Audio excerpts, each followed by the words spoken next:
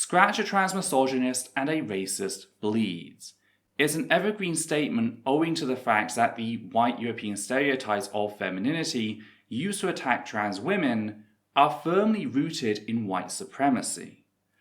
That's why the first people to be accused of being secret trans women, such as Michelle Obama, are black, dark-skinned, or butch women of colour. That's why it was only a matter of time before J.K. Rowling joined the circus targeting and abusing said women. And that's why I wasn't surprised to discover Jill Bearup signing off on said racist, misogynistic, intermisic, and transmisic abuse at the very end of 2024. That's right, we're doing this again. But first, a quick content warning for the following. Transmisia, intermisia, racism, antisemitism, ableism, misogyny, medical violence, sexual violence, psychological torture, and suicide. If our work has helped you, please consider supporting us via Patreon so that we can keep the channel running. You can also help us by liking, commenting, and sharing our work on social media. I'd also just like to take this time to remind our viewers that the statements made throughout our videos are the opinions of myself, the host, based on the evidence I have available to me. They are not and should not be taken as unquestionable fact, which is why we reference everything, because we're fallible. Thus we try to give you, the viewer, the ability to check all evidence yourself in order to make up your own mind, which is what the reference numbers in the top left corner are for, being numbers that match up with the reference list found in the transcript linked down below. As such, we encourage all viewers to do their own research to reach an informed conclusion about the topic. Hi there, my name is Ethel Thurston, she, her, they, them. I create the deep dives you didn't know you didn't want. You're welcome. And today's video is about Jill Bearup's history of transmisia, how she still holds the same bigoted beliefs as those she promoted in her 2017 essay, and how they've now broadened out to support racist and misogynistic attacks upon cis women of colour, such as Imane Khelif. But let's start with a breakdown of 2021/2022, namely our coverage of Jill Bearup and Tom Scott as it relates to today's topic. At the very end of 2021, Tom Scott and Jill Bearup both published a video on stunt fighting, with the two having collaborated to make them. Now, it must be said that trans people made up a noticeable portion of Tom Scott's audience at the time, in large part because of just how supportive he'd made himself appear. I myself came across his channel with his 2013 video defending singular they, a video I often reference indirectly to this day when I bring up Shakespeare's usage of said pronoun in the singular form. This warrants mentioning due to the fact that Jill Bearup has a history of particularly grotesque transmisia. Jill Bearup had used her platform across multiple years to promote the narratives that trans women are actually men trying to invade women's spaces to sexually assault them, whilst trans men are actually stupid girls tricked into thinking that they're men in order to push them into medical sterilization. Bearup also promoted anti-trans bigots who specifically argue that it was a Jewish shadow state which was responsible for these things as part of a perceived effort to destroy white European civilization. So, a lot. This prompted trans people within Tom Scott's audience who recall said hatred to speak out, afraid of what Bearup's inclusion meant as far as his channel, leading other trans people to panic, unsure as to the extent of the issue. I saw this as a member of Tom Scott's audience and, as a trans person who produces fully referenced videos on human rights, decided to put together a monster 1 hour 5-minute breakdown of Jill Bearup's bigotry, as well as the greater cultural context surrounding it. A video that went out in January of 2022. That way trans people could see the extent of the bigotry for themselves, while cis people hopefully left with a better understanding of why it was such an important issue. At the same time, Tom Scott published his response to the controversy, which was not great. On top of hiding his only acknowledgement of the problem under the incredibly vague title of fight scene video, he admitted to knowing that there was an issue before his video was published, and yet, in spite of being warned by multiple friends, decided to do no further digging. To make matters worse, Tom trivialized the issue whilst also taking digs at trans people, framing them as acting irrationally or in bad faith, ignoring how bikini armor battle damage had made a similar mistake previously, and yet the trans community were all too happy to accept their apology because they didn't spend time casting doubt on the people criticizing them. Tom then claimed that Bearup's views had changed, but refused to specify which views and to what extent, only stating that there was stuff he still disagreed with. This forced the trans community into a position where we had to treat Jill Bearup with the same caution as a sea mine washed up on an English beach, unaware of the extent of the danger and whether/when she'd go off. Suffice to say, I had some harsh words to say about Tom Scott's response, publishing a 56-minute breakdown of what he said in his post, which was hard for me. Again, he was someone whose work I'd followed for years, almost a decade in fact. It felt shit to have to be the one to sit down and explain to him why I and other trans people felt like he had failed to act responsibly throughout the incident. But nobody else was stepping up to do so, meaning I drew the short straw by default, publishing said video in February of 2022. I received a lot of pushback on those videos, particularly the one criticizing Tom Scott. Even though I never claimed he was some awful person who could never fix things, merely that I felt he failed the trans community at several key stages, people were acting like I'd called for the guillotine.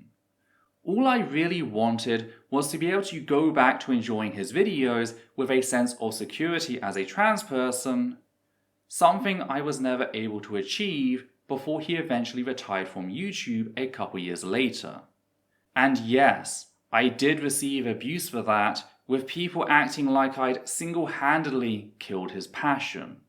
Another thing people did was glom onto Tom Scott's claims that Bearup had changed some of her views, ignoring how he failed to specify which ones and to what extent. The assumption here was that if Tom Scott, a cis man, was happy tolerating Jill Bearup's remaining anti-trans bigotry, then I, an actual trans person, along with every other trans person, should be happy.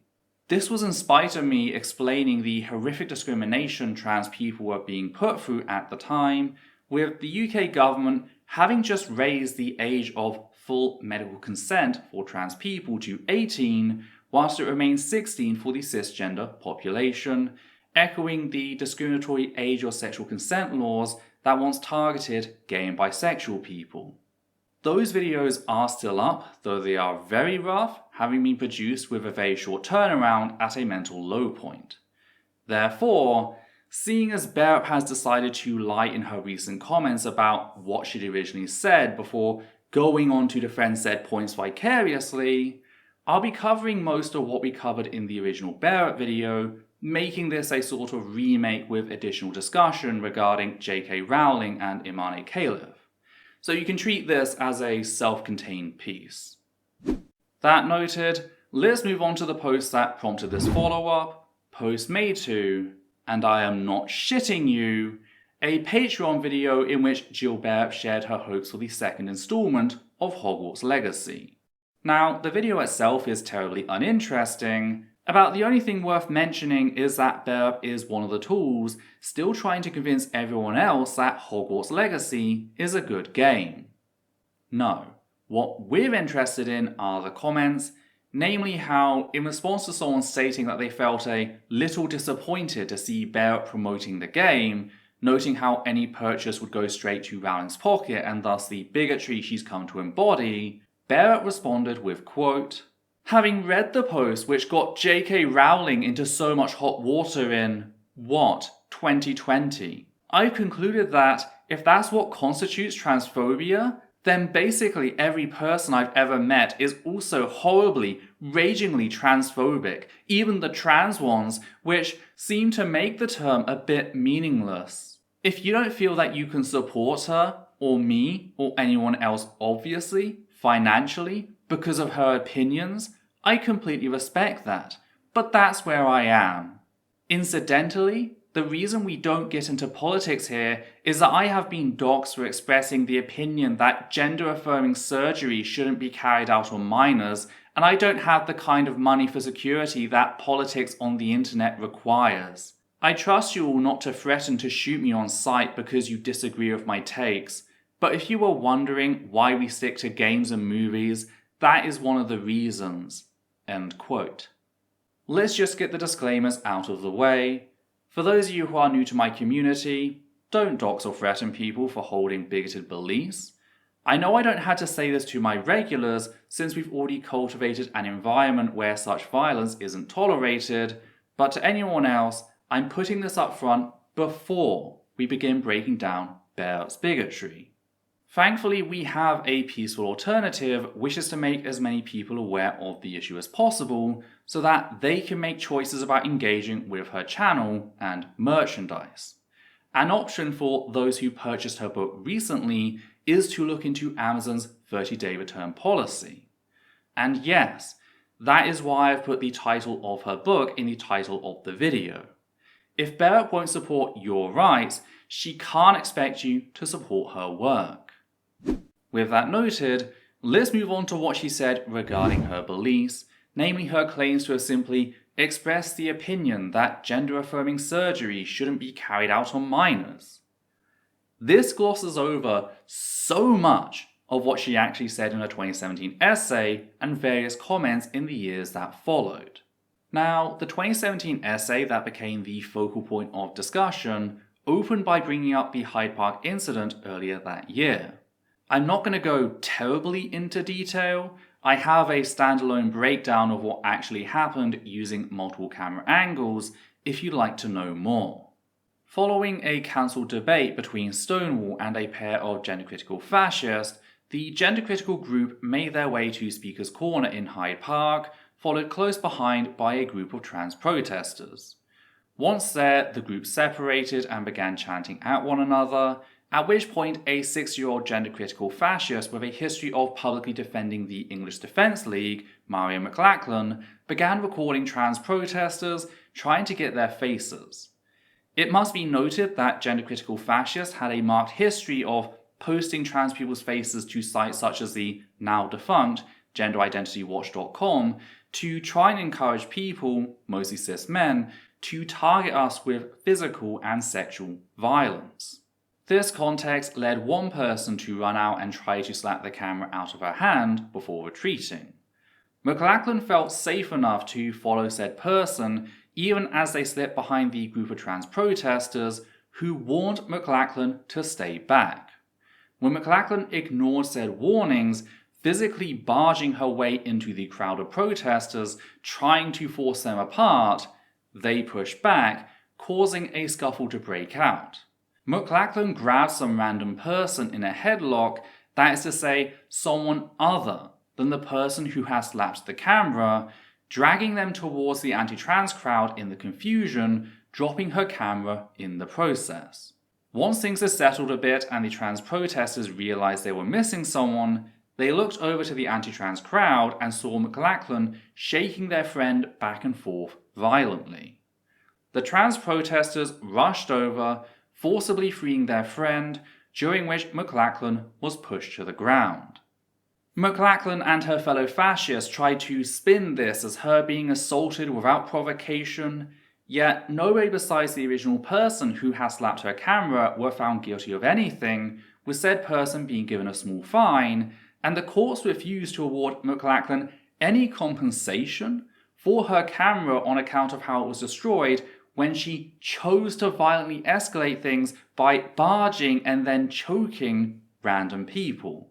All of this important context is left out by Bearup, who presented McLachlan as an innocent woman targeted by violent trans thugs for simply having concerns, rather than a known fascist agitator who fucked around and found out.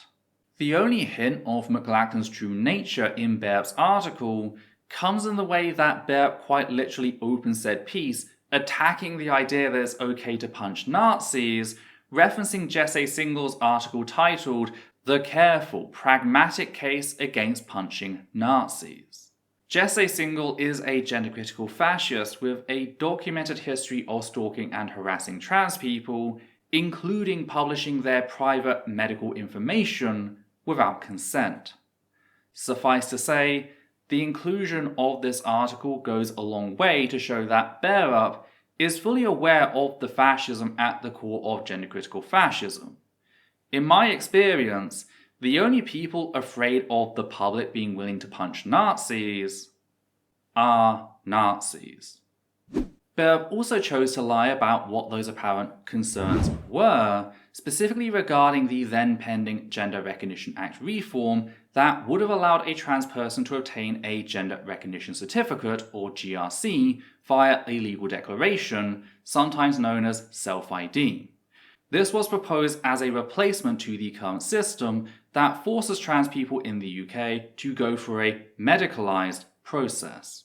And I put medicalised in quotes here, since in spite of the process requiring 2 medical professionals to sign off on said transition, any failure to adhere to outdated and thoroughly misogynistic stereotypes of men and women can and is taken as evidence that a person isn't trans, leading to their denial.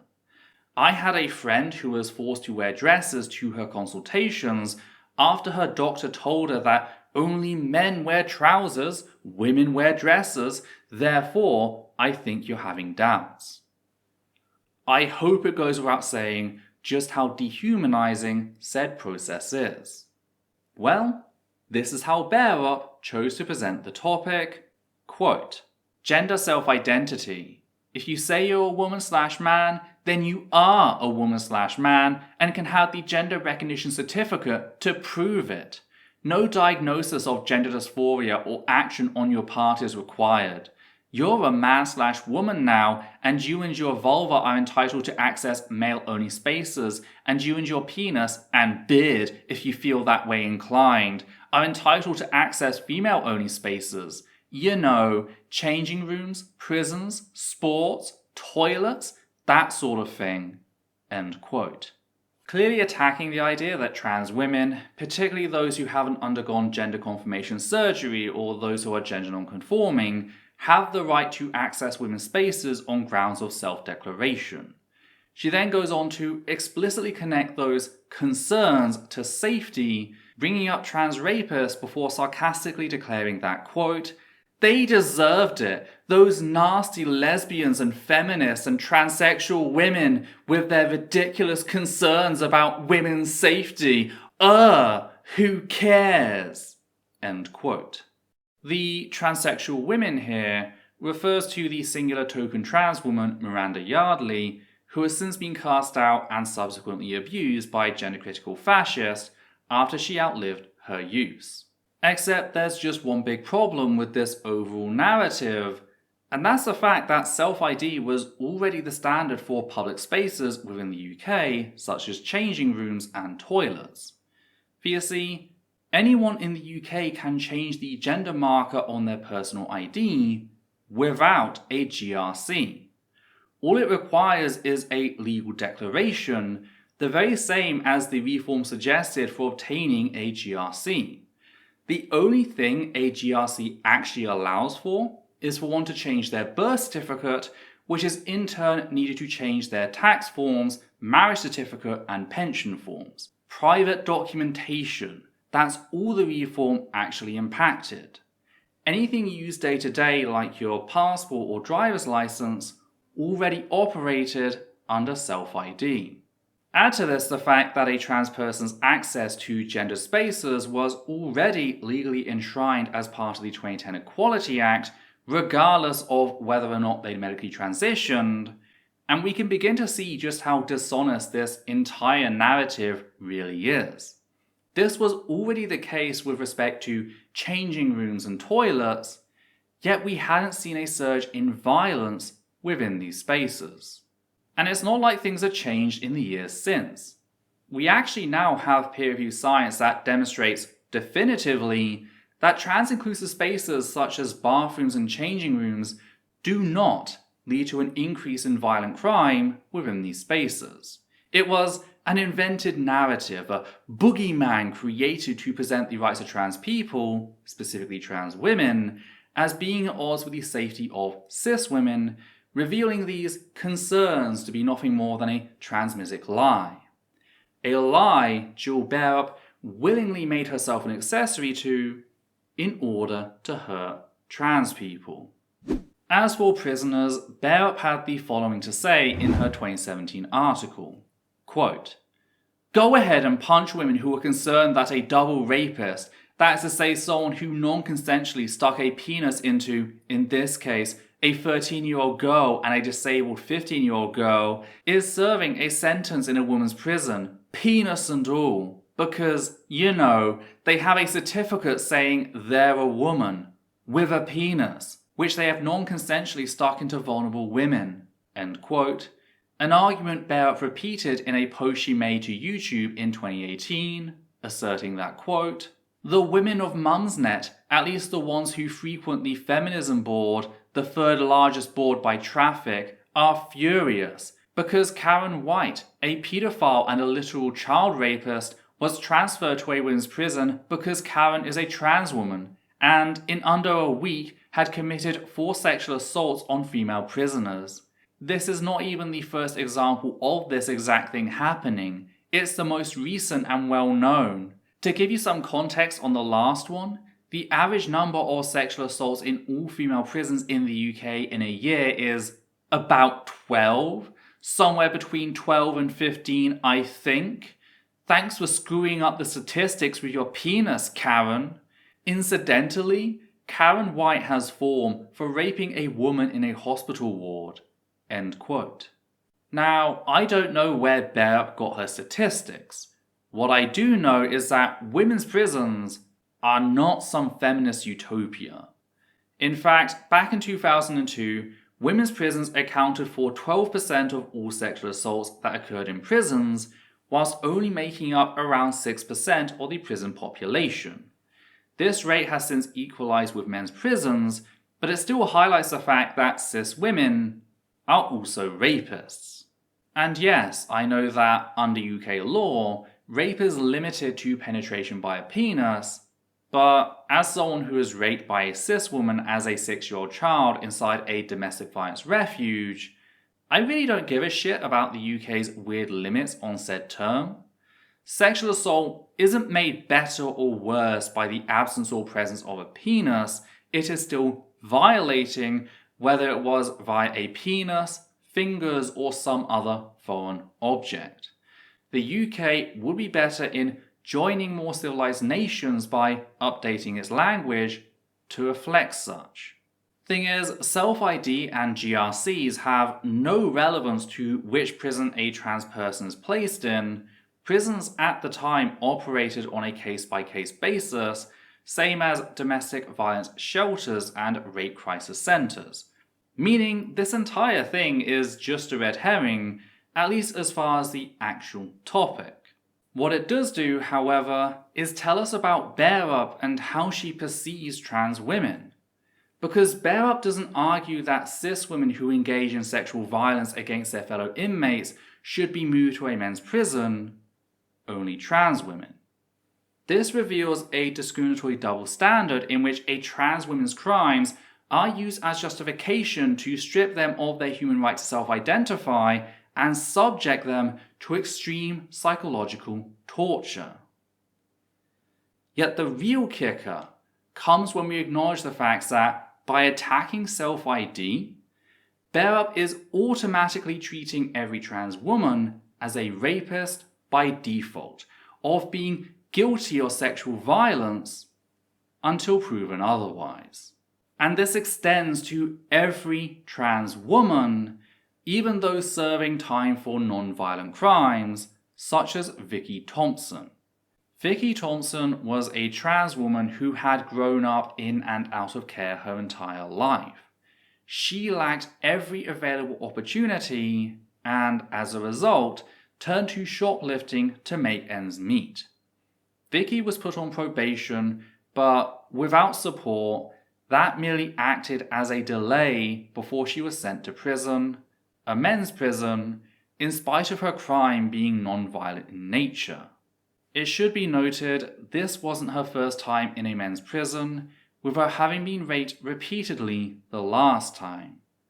As her inmates began making threats against her, talking about visiting her in her cell, Vicky told staff that if she was kept there, she'd leave in a box.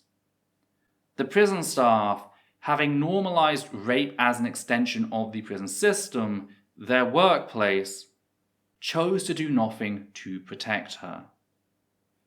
Vicky was found hanged in her cell on the 13th of November 2015, killed by the state's inaction, condemned to death for shoplifting. This is an example of the two-tier system for trans people in the UK when it comes to law. How even small crimes often come with the death penalty or worse. Because here's the thing Bearup refuses to acknowledge. 47% of all trans people, nearly 1 in 2, are victims of sexual violence, myself included. Every hypothetical bigots like Bearup throw out there about trans women and self-ID is the current lived experience of trans people. We're not a threat to cis people are a threat to us. But Bearup has dehumanized us to the point that she automatically cast every single trans woman as a rapist deserving of psychological torture. She's so focused on 1 or 2 names that she refuses to consider the possibility of a system in which nobody is raped, which is a system we as a society should be fighting for. By laser focusing on trans rapists as the problem, Bearup has signed off on prison rape as acceptable so long as it's carried out by a perpetrator of the same birth-assigned gender as their victim. She has accepted prison rape as an extension of the UK legal system, which I think is absolutely vile. Yet she frames all of this as nothing more than an opinion about giving minor surgery. The fact that she refuses to be honest, to take accountability for what she said, tells me that she has not sat down with said beliefs and unpacked them, that any pretense that she's improved is all a sham. She is also a fucking hypocrite. For whilst Bearup presents the lack of gender-affirming surgery as evidence that a person isn't truly trans, she also admonishes one of the side effects of said surgery, namely sterilization.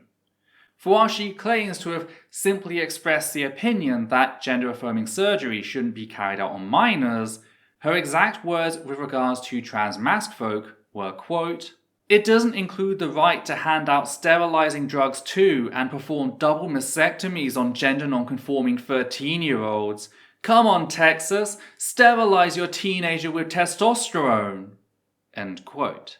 So, on the one hand, Bearup presents sterilization as this horrific thing that devalues a person, more on that in the chapter regarding her antisemitism, but on the other hand, she also accuses trans people who haven't undergone said procedures of faking being trans, completely ignoring how each person's transition is unique. I can't be the only one to spot the contradiction here. This difference in treatment stems from the narratives that all trans women are degenerate men who should be sterilized, and all trans men are naive girls who must have their fertility preserved in order to secure the existence of white people. Of course, it is not typical for trans teens to receive either HRT or surgery when they're 13. The median age for beginning fully reversible and clinically safe puberty blockers is 14 for those assigned male at birth and 16 for those assigned female at birth. And yes, that is really late for AFAB folk, considering they often begin puberty earlier than AMAB folk, but those are just the most recent numbers I could find. Said teens will usually be kept on blockers for between 2 to 4 years, at which point they'll be assessed again to see if they benefit from HRT before being assessed for surgery a couple years later, at which point the overwhelming majority are legally and medically considered an adult. However, it's worth pointing out that between 98 to 100% of those put on puberty blockers go on to further medically transition with no known regret. That is to say, doctors were able to tell the difference between persisters and desisters with almost absolute reliability, something practically unheard of in the field of medicine. For comparison, 33.7% of those who receive knee surgery regret it to some degree, yet I don't see people out there protesting knee surgery. This is important since puberty blockers are often seen as the equal solution for trans youth. In reality, putting a trans teen on blockers is not akin to a cis teen going through natal puberty. That would be putting a trans teen on HRT, allowing them to go through the puberty of their choice alongside their peers.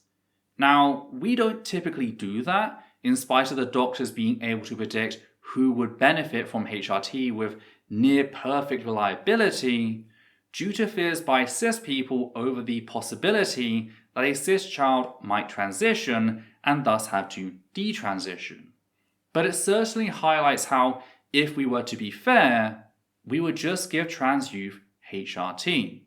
Puberty blockers are the middle ground.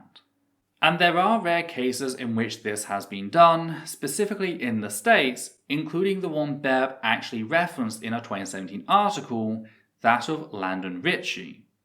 This was a case in which all three parties involved, so Landon, Landon's doctor, and Landon's parents, agreed that he was a boy and would benefit from HRT. So he started HRT age 12 and would go on to receive top surgery age 13.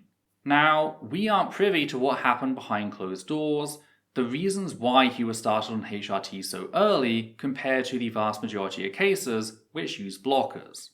What we are privy to are the dates. This all happened in 2015/16, and Landon has continued as a public figure.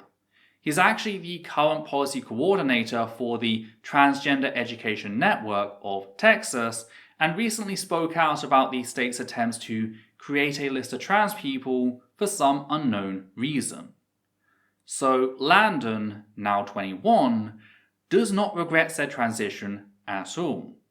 Him being empowered to transition was the right decision that allowed him to begin his adult life in the fullest way possible.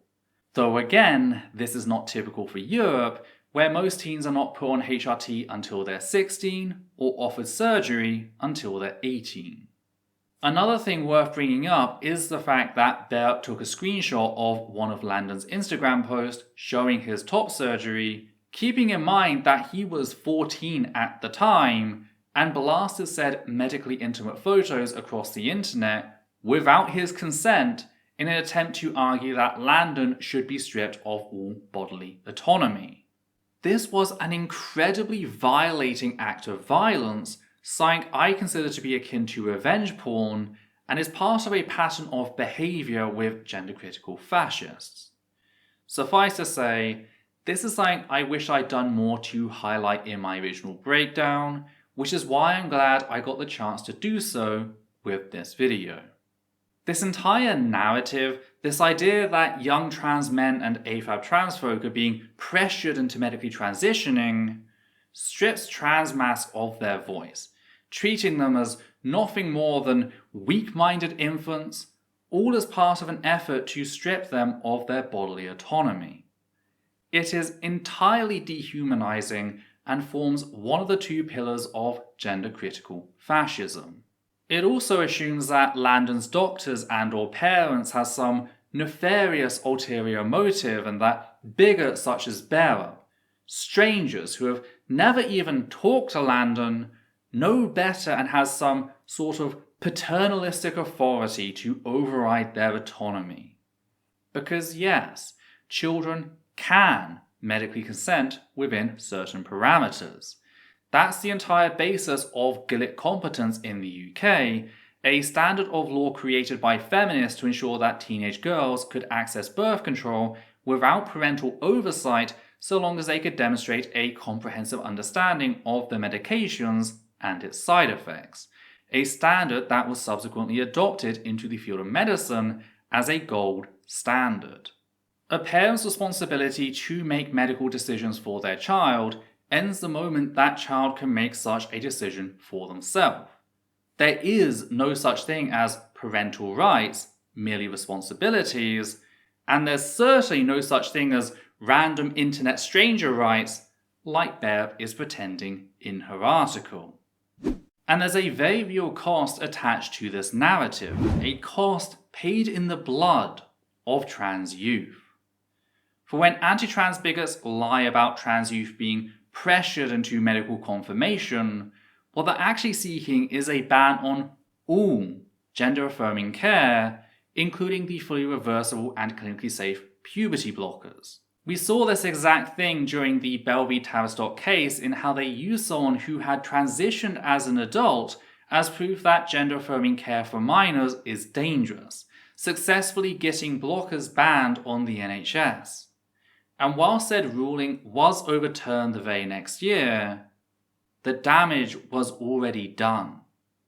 Young trans people were left in a state of limbo, receiving no support. 16. That's how many trans children on the NHS waitlist are known to have lost their lives to suicide in the 3 years following the Bell v. Tavistock ruling, compared to just a single death during the entire 7-year period prior to said ruling. 16 children dead, proportionally equivalent to more than 3,000 child deaths among the UK cis population. Their lives just erased, like it was nothing. All based on a fucking lie. The very same lie Bearup presented both in her 2017 article and her 2024 comment. And those are just the ones we know about. Alice Littman was a trans girl who took her own life after she'd been on the NHS waiting list for more than 1,023 days. Dr. Caroline Littman, her mother, had actually pleaded with the Gender Identity Clinic to do something, noting her daughter suffered mere days before said suicide, yet received no support and was thus unable to save her own daughter. That's why, when the UK government rushed out a report intended to downplay the 16 deaths revealed by NHS whistleblowers, Caroline noted her hesitancy in accepting said report, wondering if her daughter's death had been included.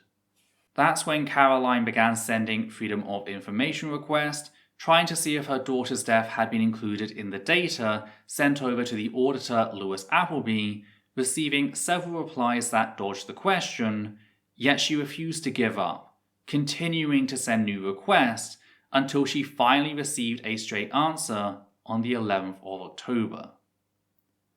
Alice's data had not been included in said sample, in spite of her death being openly linked to the lack of care enabled by the Bell v. Tavistock ruling.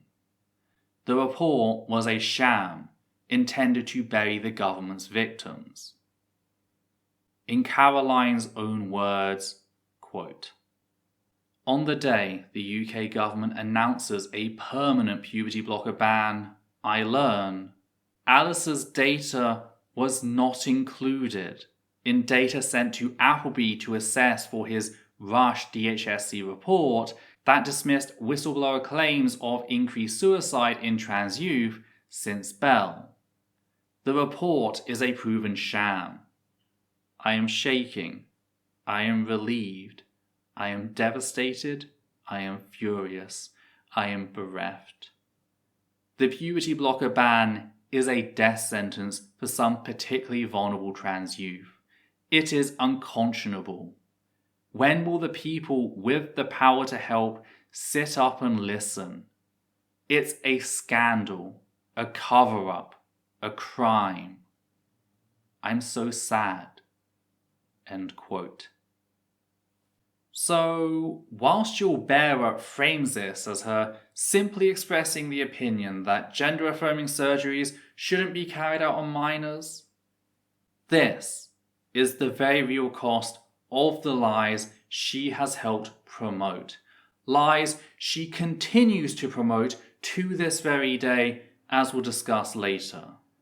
Thing is, Bearup's attacks on trans healthcare don't end with minors, as seen in her 2018 comment, specifically the line that, quote, because they were autistic girls with dysphoria and are a bit horrified at the idea that you can choose to sterilize yourself at the age of 18 with cross-sex hormones, because they definitely would have, end quote.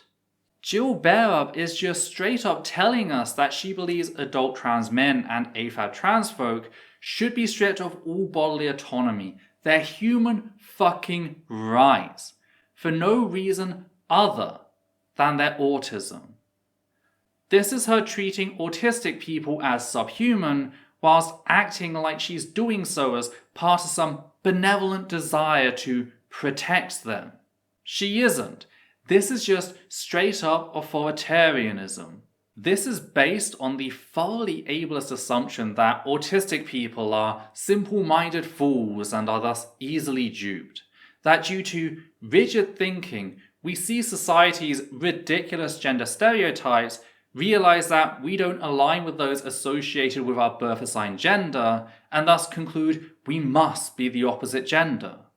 Except, science has shown us the exact opposite, with one paper stating that, quote, the finding that non-binary identities are most elevated seems to support hypotheses focused on autistic resistance to social conditioning, which are consistent with existing evidence of the same effect with respect to self-description or sexual orientation.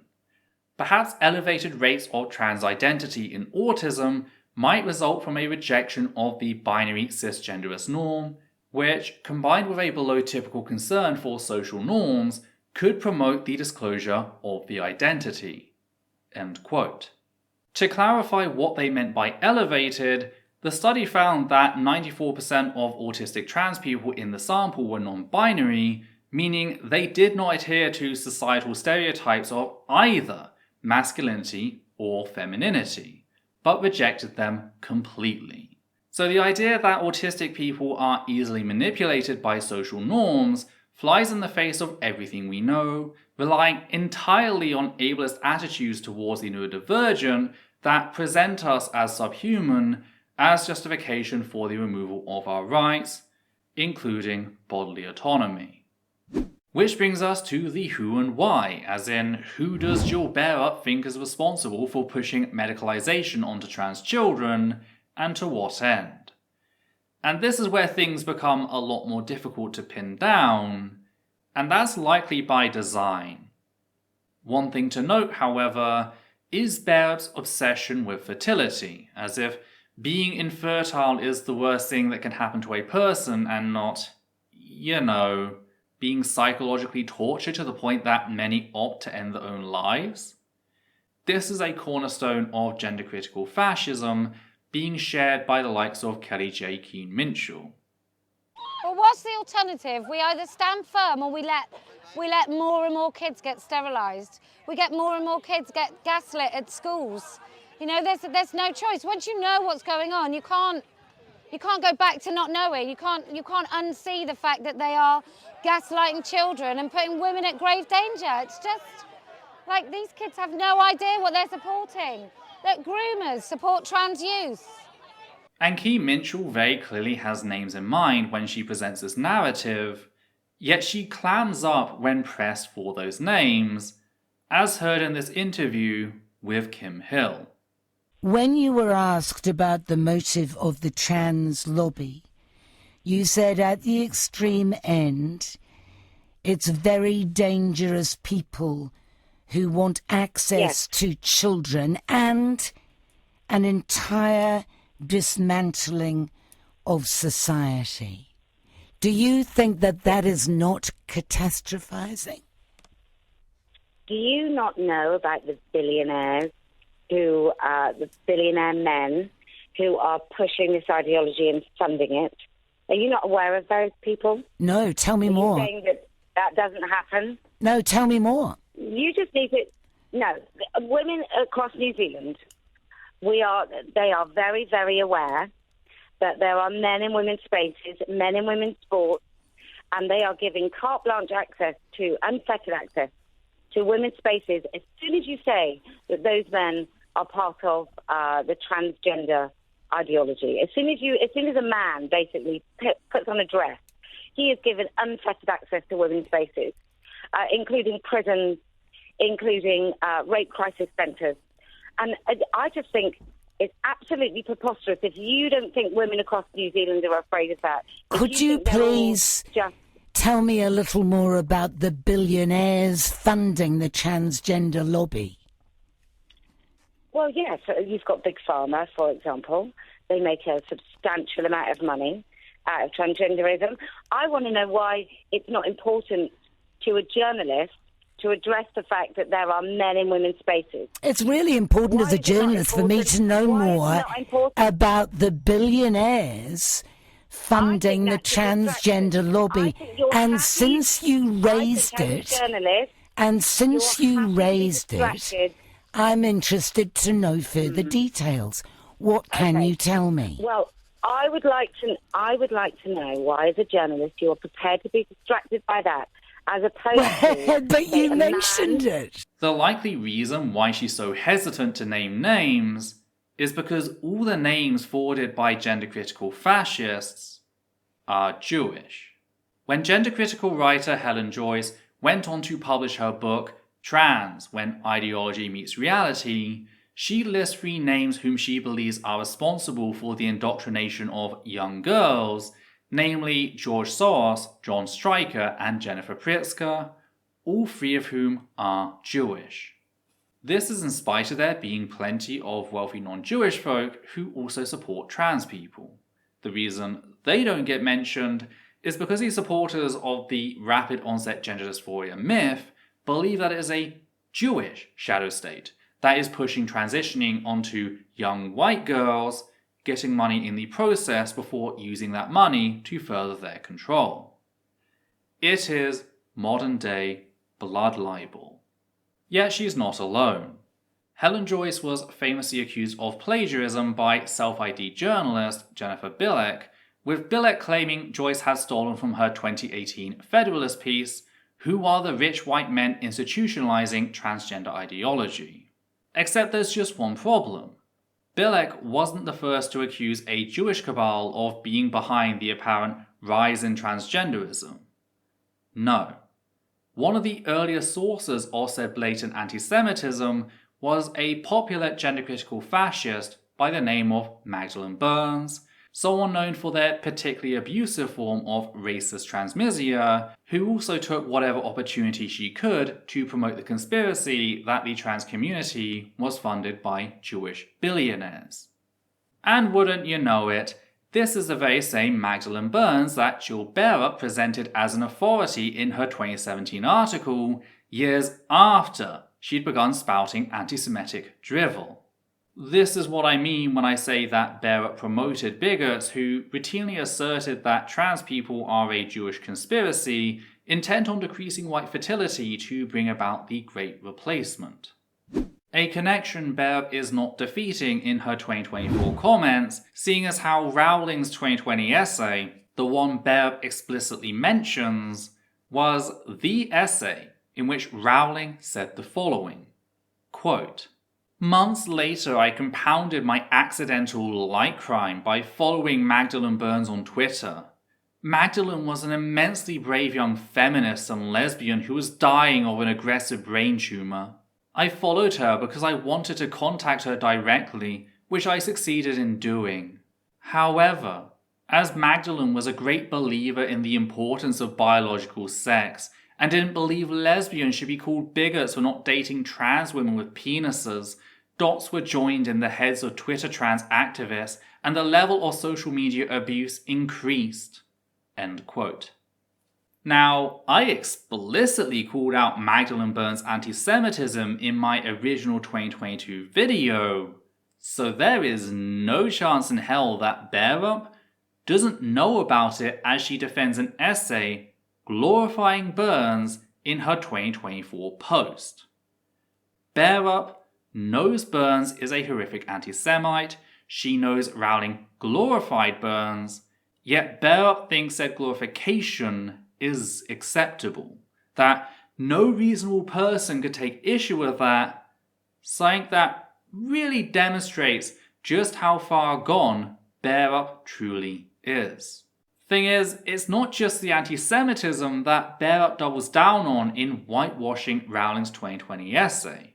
Said essay contains every single major talking point we have discussed throughout this video, albeit in a less vulgar manner than Bearup's 2017 article. Rowling frames GRC reform and trans-inclusive bathrooms as a danger to cis women, same for trans-inclusive prisons. She then misgenders and dehumanises trans men, invoking the very same ableist narratives surrounding autism before glorifying a known anti-Semite. So when Bearup signs off on Rowling's 2020 essay, pretending like it's reasonable, saying that nobody would take issue with it, she is telling us that she still holds the exact same views as she did in her 2017 essay.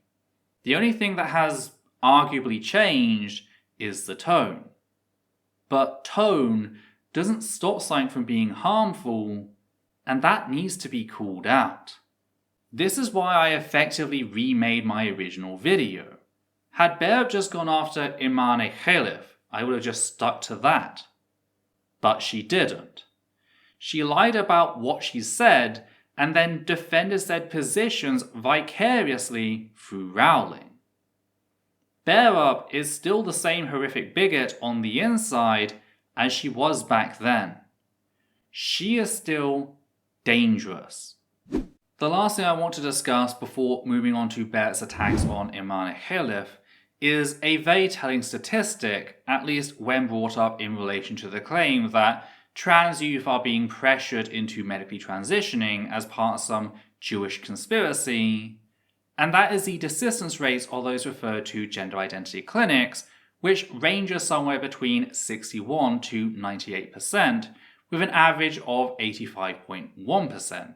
You've likely heard some variant of the statistic thrown out there as part of the phrase, if we wait and see, 60, 70, 80, even 90% of trans youth who show signs of gender dysphoria desist by the time they've gone through puberty.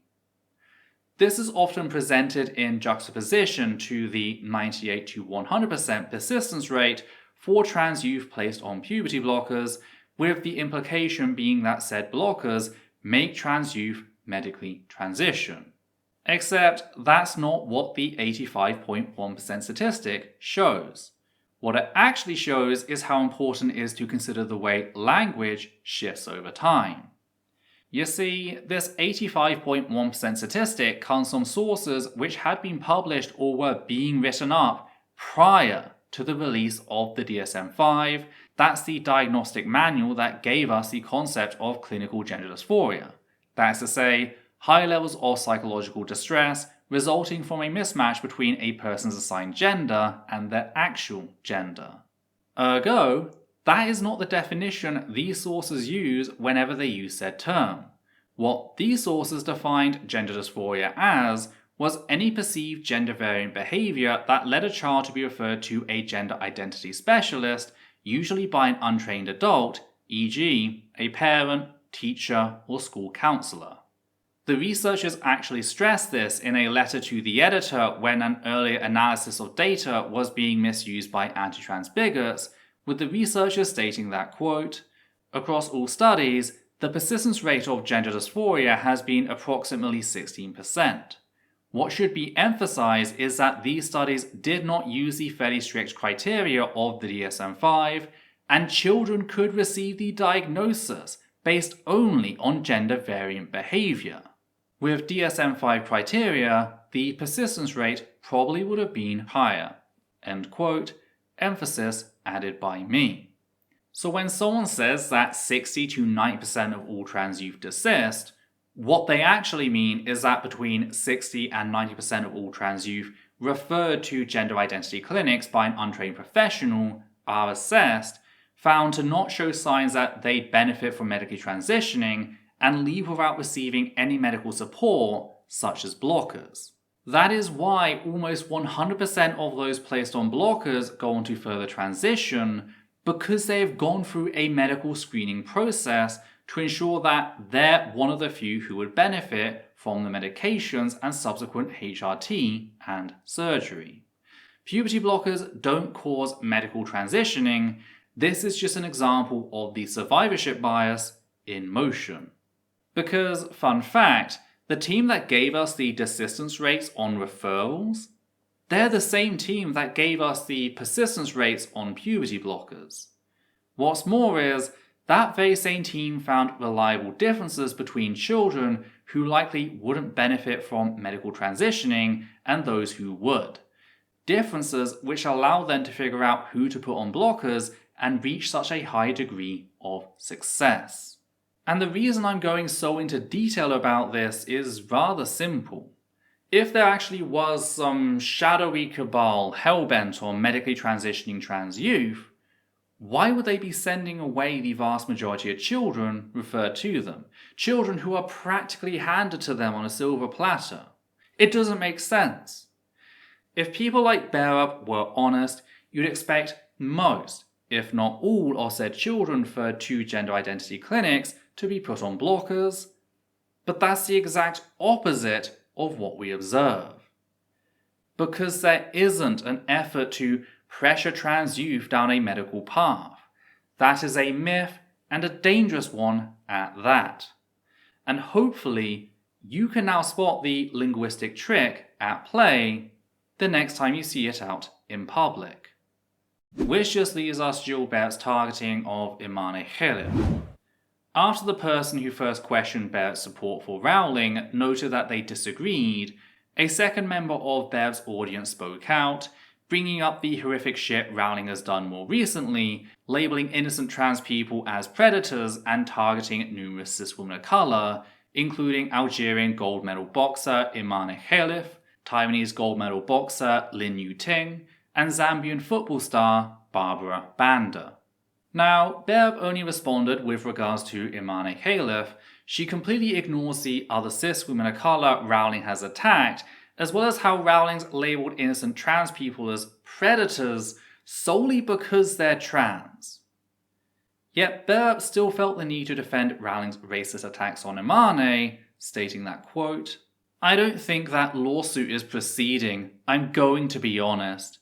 Imane Khelif has internal testes instead of ovaries, a micropenis, no uterus, and to quote from Khelif's medical report, which is in French, unfortunately for those of us who don't speak it, array comparative genomic hybridization, ACGH analysis, shows that she carries the 46XY karyotype. You can't really sue people calling you a male and saying you shouldn't be competing in female sports when you are, in fact, male, and you have a disorder or sexual development that only occurs in the male sex. Your mileage may vary on whether people with male DSD should compete in the female category at the Olympics, of course, but people saying Khelif is biologically female are misinformed. The article is in French, but I believe Google Translate did a reasonable job for me." End quote. She then links an article we'll discuss in a bit, before going on a tangent about celebrities which isn't relevant to what we're discussing here. I also just noticed that Bearup spelled Khelif wrong repeatedly throughout her post. So she couldn't even be bothered to bring herself to learn the name of the woman she was pretending to know the medical history of. But let's break down what we actually know. This whole ordeal began in 2019 when the International Olympic Committee removed the International Boxing Association from its roster of officially recognized federations, breaking away in full in 2023.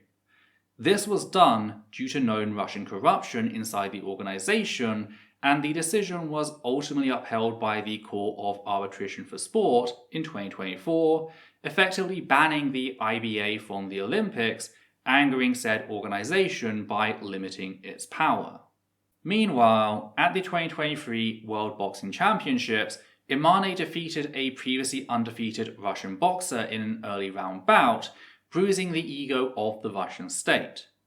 3 days later, and mere hours before Imane was set to compete in the final, the IBA announced that both Imane and Lin had failed unspecified sex tests and were thus disqualified.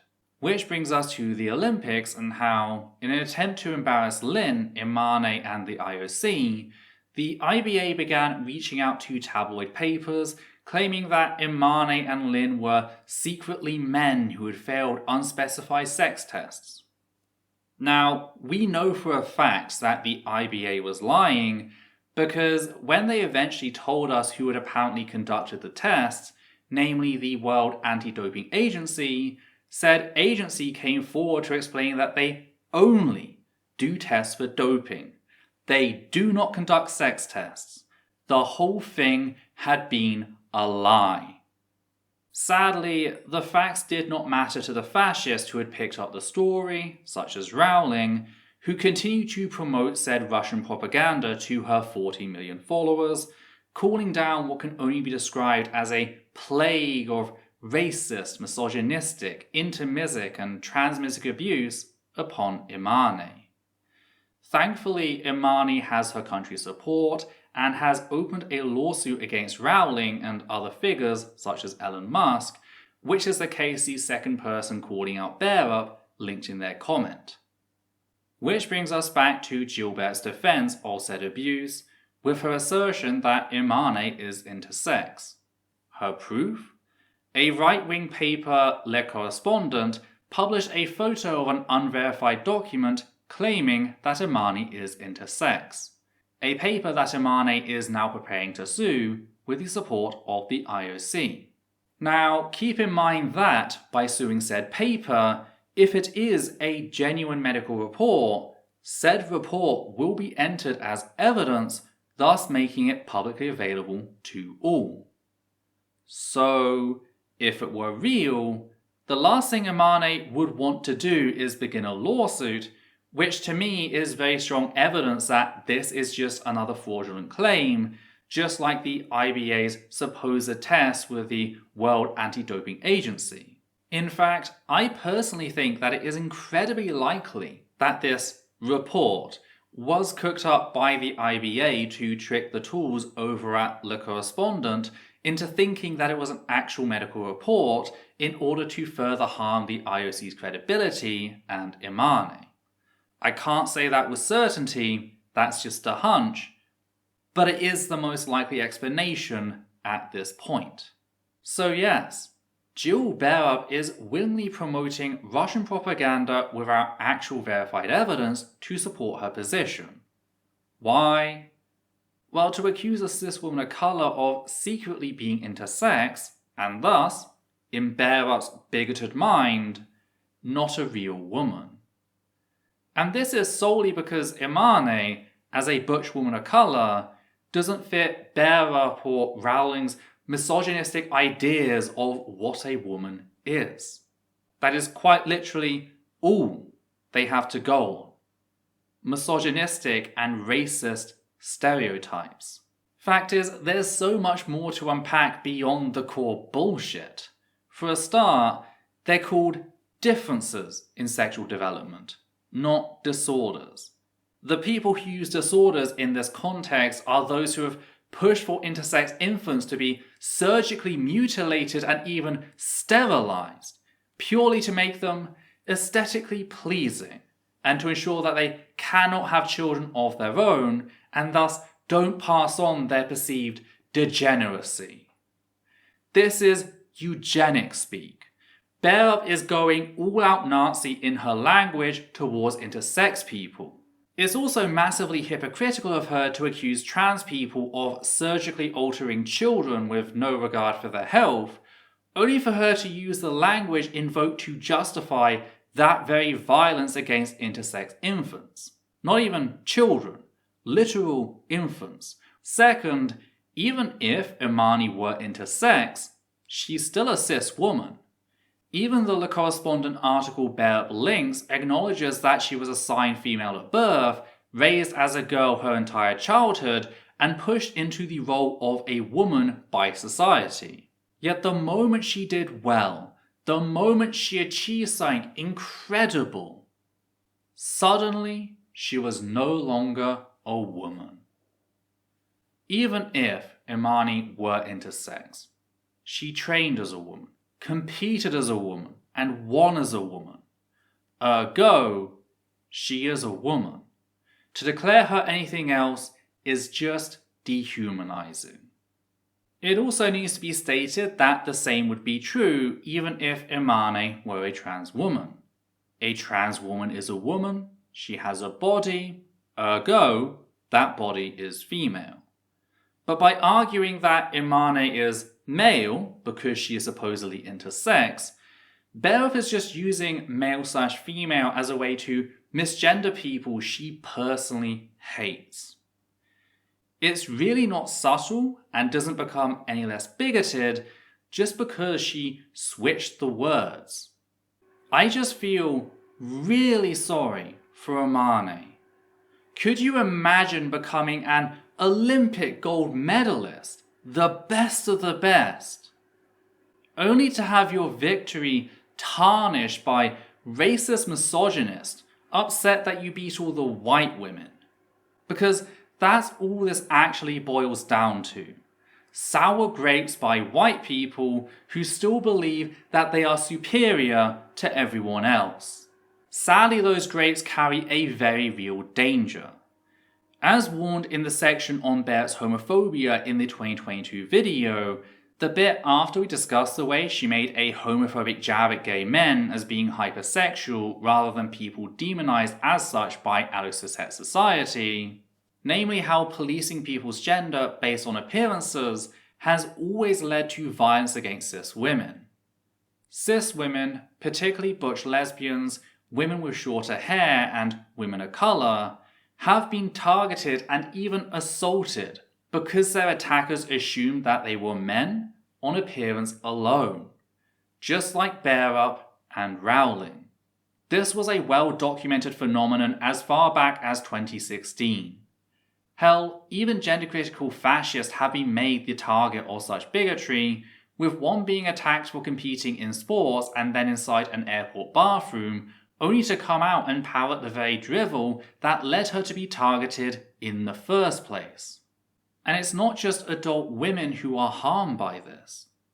Can you imagine what it must have been like for the little girls all around the world, particularly those who look like and identify with Imane, to see her victory taken and corrupted by Russian propaganda? Bile that is just endlessly regurgitated by bigots like Jill Bearup, all because Imane isn't white, yet is a little butch. Like, do you remember when Encanto came out and Disney had stocked up on Isabella dolls thinking that she was going to be the big seller, only for the Louisa dolls to sell out within hours because of how many little girls identified with her? Because for all the strong women and girl characters out there these days, very few are physically strong. A lot of media focuses more on emotional strength, i.e. dealing with trauma, which has some worrying implications in itself, while still appearing traditionally feminine.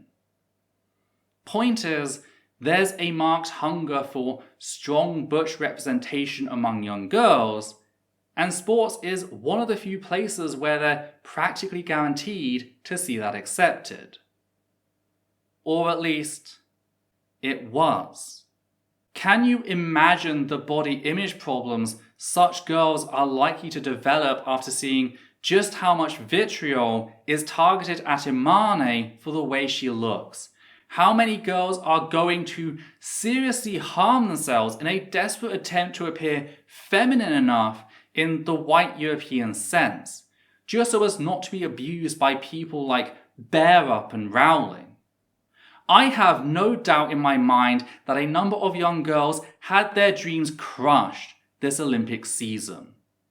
That is the world Jill Bearup is fighting for, which is a massive hypocrisy that needs to be pointed out.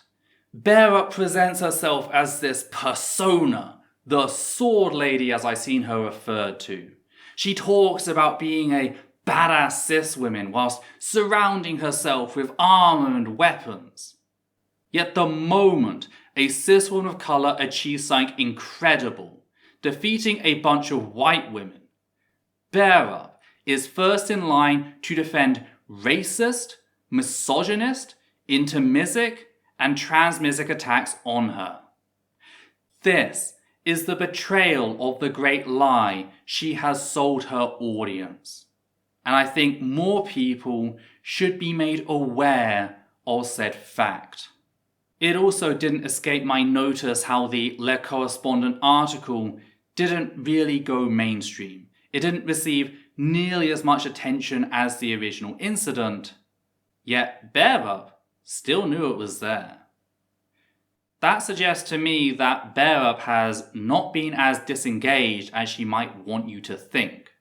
She's still keeping tabs on the ever-expanding war on trans people, and she's willing to lend said violence her support where she thinks she can get away with it. This is just one case in which she misjudged things. I mean, it's possible that she has anonymous accounts she posts such drivel to, forwarding her fascist behaviour. Which is another reason why this video is so damn important. People need to be made aware of this. They need to know what they're supporting when they hand Jill Bearup their money, and I hope I've done a decent job of it today. Though I'd rather end on something a bit nicer than our usual thing, and that is this photo of young Lua hugging Imane Khelif after Imane won her gold medal at the 2024 Olympics. It's a picture that really encapsulates what sports is meant to be, with two people, both masters of their category, coming together in celebration irrespective of who won in the end. I know I bring you the deep dives you didn't know you didn't want, but it's not all terrible. There is good out there. So take that good with you as you go forward. And please, if you made it this far, engage in some self-care. Listen to some music, read something fun, buy yourself a little treat. Whatever it is. Just be kind to yourself as we head into 2025. I'll try to do the same. And if you appreciate what we do here and want to help keep us running, please consider becoming one of our wonderful patrons who make our work possible. You can also make a one-time donation via PayPal or Super Thanks on YouTube. On that note, we'd just like to thank the following people: Matthew Kovac, Hannah Banghart, God is a Lighter, Soshula, Wayne Six Denials, Flynn, and Higgins the Seagull. And for myself, Adita and Levi, take care now.